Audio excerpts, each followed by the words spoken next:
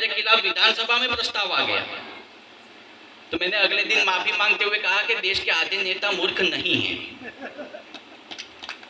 तब उनको संतुष्टि हो गई कि हाँ ये ठीक है। बात समझ में आई हो तो दूर दूर तक ताली बजाएं यार।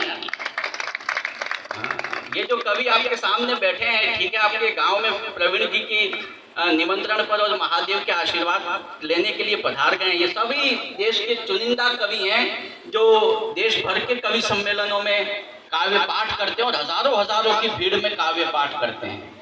लेकिन ये आपकी इस मिट्टी का लगाव और प्रवीण जी के प्रेम की खातिर आज आप सबके दर्शन करने का सौभाग्य इन कवियों को प्राप्त हुआ है। मैं चाहता हूँ उस व्यंग्य के कवि को यहाँ पर खड़ा करो। वो हास्य का कवि है, वो व्यंग्य का कवि है, वो बड़ा खतरनाक कवि है, वो बारीक बारीक बातें करता है। कई बातें तो ऐसी करता है कि 3 दिन बाद समझ में आती है। भाई साहब आपका शुभ नाम? जैसे मेरी एक बात उनकी तत्काल समझ में आई तो हमारा थोड़ा सा विवाद हो गया, लेकिन कई तो मुझे उससे सीखना। हमारे के श्रोता कम है यार। मैंने कहा कम नहीं है, पूरे हैं। आप देखिए एक भी कुर्सी खाली नहीं है। आयोजकों ने, प्रवीण जी ने जितनी व्यवस्था की थी बैठने की, वो सब भर गई, इसलिए कोरम पूरा है। और जब कोरम पूरा हो तो हर प्रस्ताव पास हो जाता है। तो आज का ये कवि सम्मेलन भी पूरे नंबरों से पास होगा। और साहब हम महानगरों में जाते हैं, हमें बड़े बड़े लिफाफे मिलते हैं, लेकिन वहाँ केवल धन कविता सुनता है और बस्ती जैसी इन छोटी जगहों पर मन कविता सुनता है। आपके मन को स्पर्श करने के लिए कवि आए।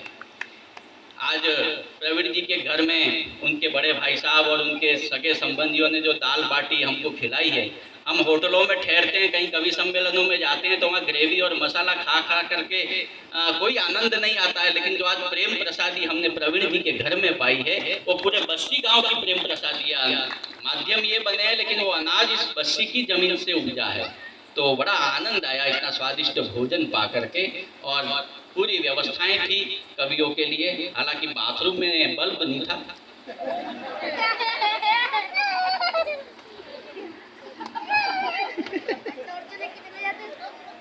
फिर बाद में प्रवीण जी आए कि बल्ब तो है पर आप गलत बटन दबा रहे हैं।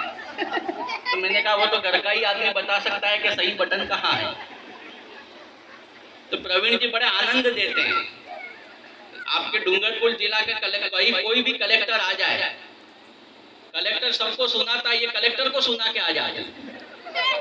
तो कलेक्टर को सुनाते क्या है? अपनी कविता। और कविता सुनाने के बाद फिर कलेक्टर इनसे कोई बहस नहीं करता, क्योंकि वो जानता है कि फिर सुनाएगा। इससे अच्छा तो जो सुनाई है उसी में वाह वाह करके पीछा छुड़ाओ। लेकिन प्रवीण जी बड़े मस्त आदमी हैं साहब, इतने शानदार आदमी हैं और इतने प्रेम हैं। आज पिछले जब से इस कार्यक्रम की भूमिका बनी, पिछले 4 दिनों से रात को 3-3 बजे तक मेरे घर पे फोन किए हैं, भाई साहब कैसे आएंगे, इतने कम पैसे में कभी आ जाएंगे। 3-3, 2-2 बजे तक फोन किए। मेरा तो घरवाली से झगड़ा हो गया, वो कि इतनी रात को किसका फोन आता है। और उसने जल्दी में, मैंने प्रवीण नाम सेव कर रखा है तो प्रवीण आप पढ़ लिया, तो और दिक्कत हो गई। तो जैसे तैसे उसको समझा के आया हूँ कि मैं कवि सम्मेलन में ही जा रहा हूँ। तो इस मेहुल की ड्यूटी लगाई कि आप तू जा साथ में और पता करना कि वहीं जा रहा है जहाँ कह के जा रहा है। तो प्रभु जी ऐसी ऐसी फजीयत हमारी कवियों की हो जाती है। वीरेंद्र भैया आप बहुत बढ़िया खींच रहे हैं। अब रात भर ऐसे ही खड़े रहोगे तो पैर भारी हो जाएंगे। आदत है, शूटिंग में आदत है। आदमी का पाँव भारी हो ये अच्छी बात नहीं। आप बैठ जाएं, कुर्सी मंगा लीजिए। बहुत अच्छी आप शूटिंग करते हैं। आप तो खुद बॉलीवुड और माध्यम से परिचय है हमारा, आपको देखा है कि आप इस गांव का नाम रोशन कर रहे हैं। Thank you. दोनों भाई मिलकर के। और ये मुझसे पहले जो यहाँ पर संचालन कर रहे थे मुकेश जी, कहाँ भी जा रहे हैं? मुकेश जी क्या बात है, आपको दुनिया के 30-35 कवियों की कविताएं जरूर याद है।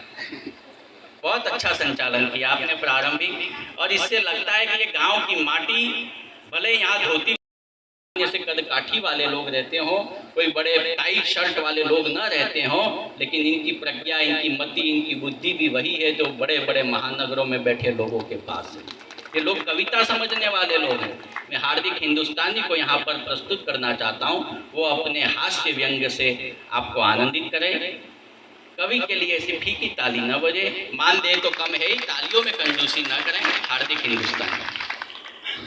माँ शारदे को नमन करता हूँ केदारेश्वर भगवान के चरणों में प्रणाम करता हूँ।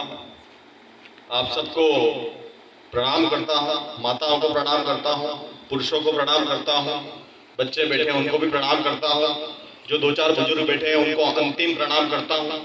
मतलब अगली बार आप मुझे बुलाओ नहीं बुलाओ इसलिए, बाकी ऐसा कुछ नहीं है। हाँ, लोग क्या है वो कई बार हम कहते कुछ और है, आप समझ कुछ हो जाते हो। और देखो मैं पहले ही खुलासा कर दूं, ना मैं बीजेपी का आदमी हूँ, ना मैं कांग्रेस का आदमी हूँ, मैं मेरी एकमात्र सगी पत्नी का आदमी हूँ। और मैं कोई राजनीतिक बात नहीं करूंगा, क्योंकि राजनीति में ऊपर ऊपर लड़ाइयाँ चलती हैं, अंदर अंदर सब एक होते हैं। तो अपने क्यों लड़ाइयाँ करें, इसलिए अपने राजनीति की बात नहीं करनी। और मैं तो 2 पंक्ति की कविता पढ़ता हूँ, अगर आपको ये 2 पंक्तियां समझ में आ गई तो मुझे पता चलेगा कि मेरे को आपको क्या सुनाना है। सिर्फ 2 पंक्ति की कविता है। बीजेपी और कांग्रेस की दुश्मनी में अजीब दोस्ती जाग गई, दोस्ती जाग गई। बीजेपी और कांग्रेस की दुश्मनी में मेरे मोहल्ले में अजीब दोस्ती जाग गई। इंदिरा आवास की लड़की अटल बिहार के लड़के के साथ भाग गई।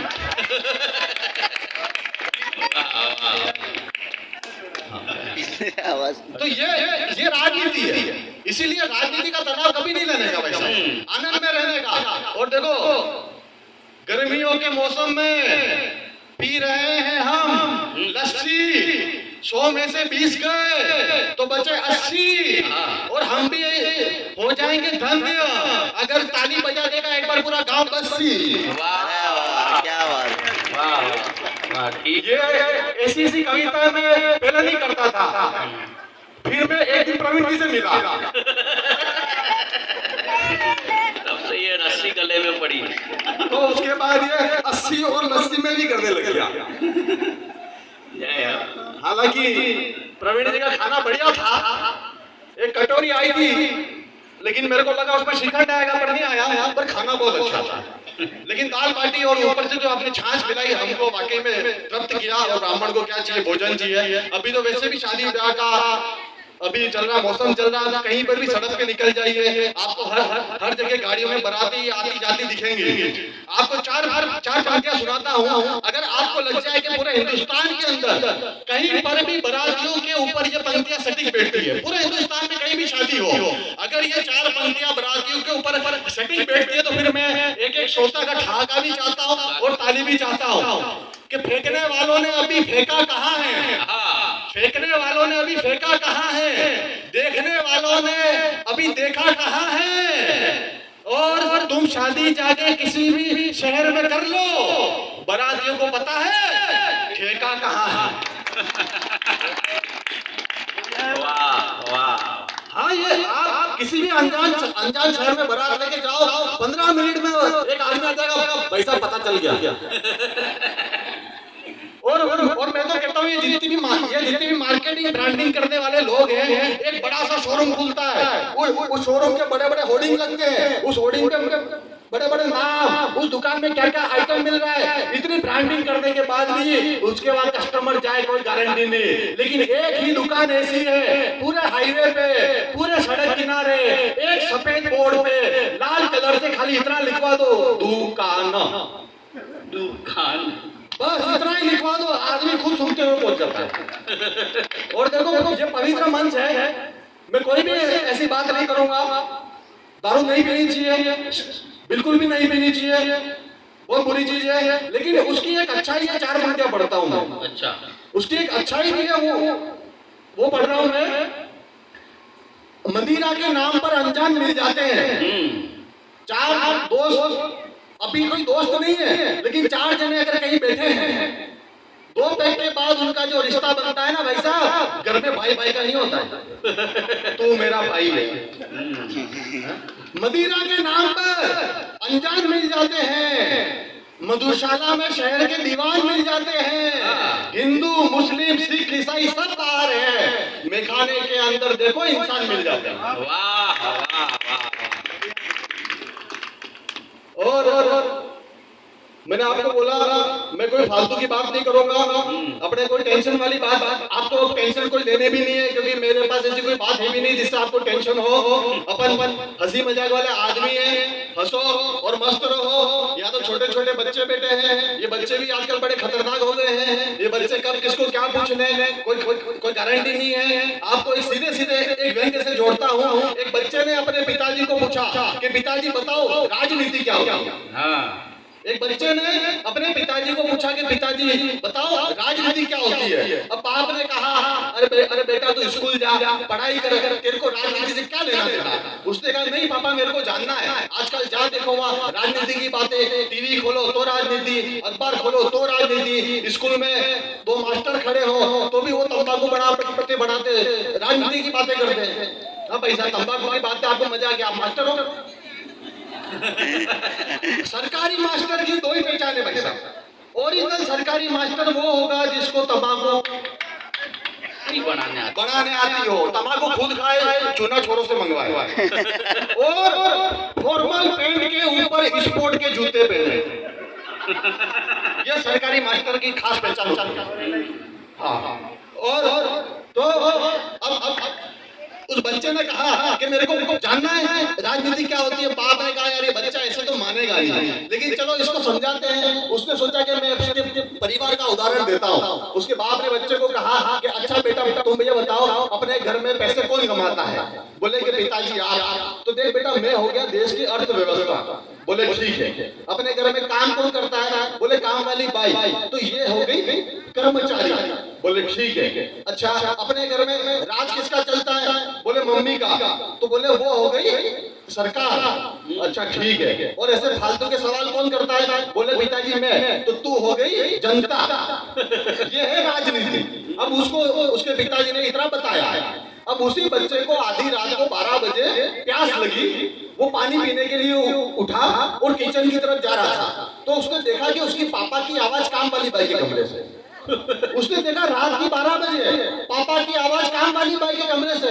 वो दौड़ के उसकी मम्मी के कमरे में गया। मम्मी घोड़े में सो रही है। थोड़ी देर इधर दौड़ा, थोड़ी देर इधर दौड़ा, फिर चुपचाप आके अपने कमरे में सो गया। सुबह उठा, अपने पिताजी के पास गया और जाके बोला पापा पापा मुझे समझ में आ गई राजनीति क्या होती। बाप ने कहा यार तू तेरा गजब का छोरा, तेरे को मैंने कल समझाई थी आज समझ में आ रही है। वो बोले नहीं पापा मेरे को तो कल रात को समझ में आई। अच्छा बाप ने कहा क्या समझ में आई। अब आप उस बच्चे का जवाब सुनना और आपको लगे कि उस बच्चे के जो जवाब के अंदर अगर कहीं कोई व्यंग है और वो आपके दिल को छू जाएगा तो फिर एक आदमी का मैं ठाना चाहता हूँ। उस बच्चे ने कहा कि पिताजी मेरे को राजनीति ये समझ में आ गई कि इस देश की अर्थव्यवस्था कर्मचारी का शोषण करती है। इस देश की अर्थव्यवस्था कर्मचारी का शोषण करती है। सरकार घोड़े बेच के सो रही है और जनता मारी मारी फिर रही है।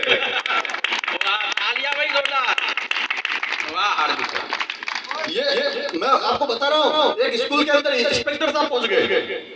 एक स्कूल के अंदर इंस्पेक्टर साहब पहुंच गए इंस्पेक्शन करने के लिए। एक बच्चे को खड़ा कर दिया और पूछा अच्छा चल बता अपने प्रदेश के मुख्यमंत्री का क्या नाम है। बच्चा बोला सर रामलाल। उसको गुस्सा आया कि तू 5वीं क्लास में पढ़ रहा है, तेरे को ये नहीं पता कि अपने प्रदेश के मुख्यमंत्री का क्या नाम है। वो बोले कि देखो सर मेरे पिताजी का नाम रामलाल है, 5 साल से गर्म नहीं आए हैं, तो मेरे को लगा वही मुख्यमंत्री होंगे।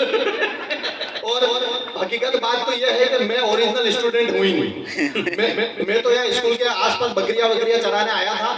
तो मार साहब ने मेरे को बोला कि आज स्कूल के अंदर इंस्पेक्शन है, इंस्पेक्टर साहब आएंगे तो थोड़ी देर स्कूल के अंदर स्टूडेंट बन के आराम से बैठ जाना, शाम को 10-10 रुपए मिलेंगे। अब ये बताओ 10 रुपए आप दोगे कि मास्टर जी देंगे। अब उस इंस्पेक्टर साहब का दिमाग खराब हुआ। वो उनके पास गया, सर के पास, उनको बुलाया, अरे इधर आओ मार साहब, ये तुम कैसी स्कूल चला रहे हो, तुम्हारे स्कूल के अंदर बच्चे ओरिजिनल नहीं बिठा रहे तुमने। उसने कहा कि देखो सर आप गुस्सा मत करो, क्योंकि ओरिजिनल मार साहब तो मैं भी नहीं। ओरिजिनल मार साहब तो मेरे बड़े भाई साहब हैं। उनके डूंगरपुर कोर्ट में पेशी थी, तो उन्होंने मेरे को बोला कि आज स्कूल चला जाना, आज इंस्पेक्टर साहब आएंगे, इंस्पेक्शन करेंगे, थोड़ी देर बच्चों को घेर के बैठ जाना। अब उस इंस्पेक्टर का दिमाग और खराब हुआ, वो सीधे प्रिंसिपल के कमरे में गया, प्रिंसिपल के कमरे में जाके बोला कि अरे प्रिंसिपल साहब, आप कैसी व्यवस्था कर रखी है आपने, आपके स्कूल के अंदर बच्चे ओरिजिनल नहीं है, मास्टर तक ओरिजिनल नहीं है, ऐसे कैसे स्कूल चला रहे हो, सरकार आपको 1 लाख रुपए तनख्वाह दे रही है। प्रिंसिपल साहब ने कहा कि आप शांत हो जाइए, शांत हो जाइए, चिल्लाइए मत, आप आराम से बैठिए, क्योंकि ओरिजिनल प्रिंसिपल तो मैं भी नहीं हूँ। ओरिजिनल प्रिंसिपल मेरे ताऊ जी है, उनके चिकन दुनिया हो गया है, तो वो नहीं आए। लेकिन उन्होंने मेरे को कहा था कि आज स्कूल में इंस्पेक्टर साहब आएंगे तो उनको ड्रॉवर में से 10,000 रुपए की गड्डी निकालना और उनके हाथ में दे देना, तो वो चुपचाप साइन कर देंगे। उसने 10,000 की गड्डी निकाली और इंस्पेक्टर साहब के हाथ में दी। इंस्पेक्टर साहब ने 10,000 रुपए की गड्डी जेब में डाली और धीरे से बोले कि प्रिंसिपल साहब, ये तो अच्छा हुआ कि मैं हूँ जो 10,000 में मान गया, अगर ओरिजिनल वाले इंस्पेक्टर साहब आ जाते। तालियां जोरदार। और अभी प्रिंसिपल का जवाब सुनना।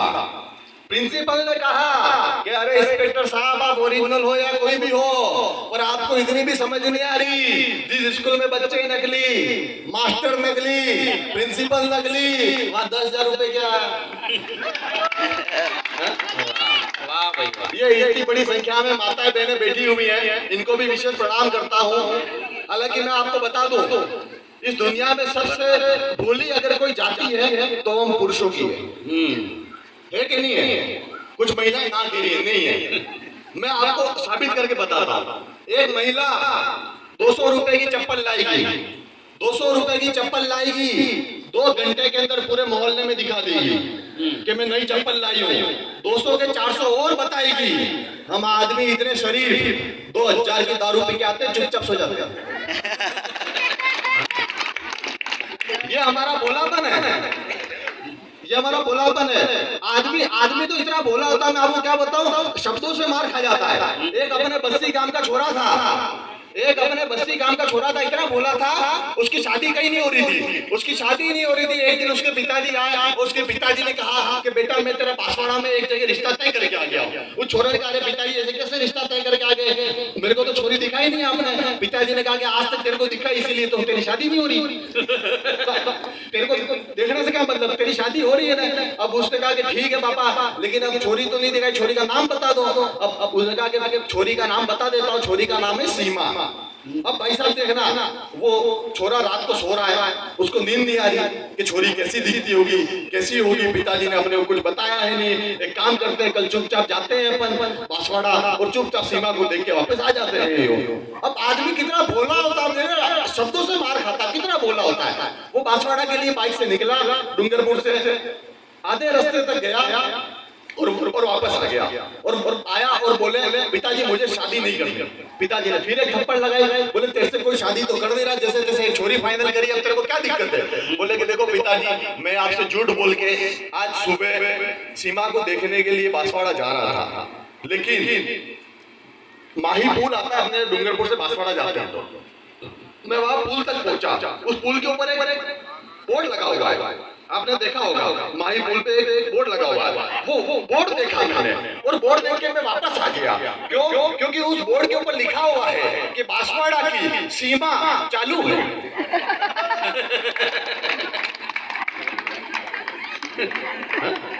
थोड़ी ताली वाली बजाओ तो जम के बजाओ यार।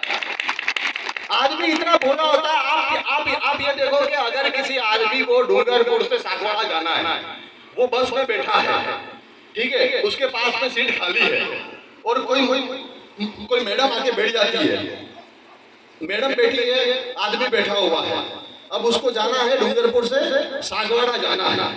अब आप देखना, आदमी को अगर कहीं नींदारी हो, आदमी को झपकी लगे और आदमी का सिर अगर मैडम के कंधे पर चला जाए, तो मैडम तुरंत उसको यूं कर देगी, अरे सर दिखता नहीं है क्या आपको, सही बैठो, तमीज नहीं है क्या आपको, ढंग से बैठो, ऐसे करेगी। लेकिन हम आदमी कितने शरीफ होते हैं, कितने भोले होते हैं। अब इसी सीन को आप उल्टा करें, आदमी को डूंगरपुर से सागवाड़ा जाना है, वही बस में बैठा है, वही अब नींद मैडम को आई। अब मैडम का सर आदमी के कंधे पर। भाई साहब गारंटी दे रहा हूँ, सागवाड़ा जाना है, बांसवाड़ा पे नहीं उतरेगा वो। वाह ये हम आदमी के वो होते हैं, हमारा भोलापन है। ये नए जो छोरे बैठे हैं उनको चार पंक्तियां मैं बता देता हूँ, जो आजकल इंस्टाग्राम पे प्यार कर रहे हो तो ये प्यार व्यार कुछ नहीं होता, थोड़ा स्वाभिमान जिंदा रखो। चार पंक्तियां पढ़ता हूँ और फिर आगे के हमारे कवि हैं उनके लिए भूमिका बनाता हूँ।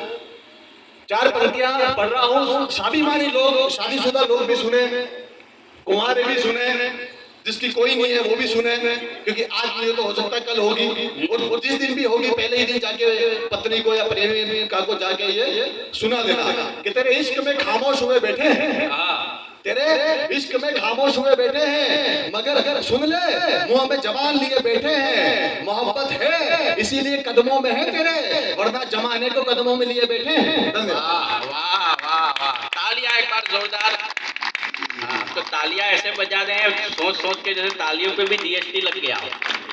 बजाओ, खुल के बजाओ। अभी एकमात्र चीज यही बची है जिस पे सरकार की नजर नहीं पड़ी, अन्यथा ऊपर जो बैठे वो तो ऐसे हैं कि तालियों पे भी टैक्स लगा दे। लेकिन हार्दिक ने बहुत बढ़िया कविता सुनाई, बहुत बढ़िया व्यंग्य सुनाए, और होगा और छोटी छोटी बातों से कुछ गहरे संदेश भी देने की इन्होंने कोशिश की, और संदेशों तक भी आप पहुँचे होंगे।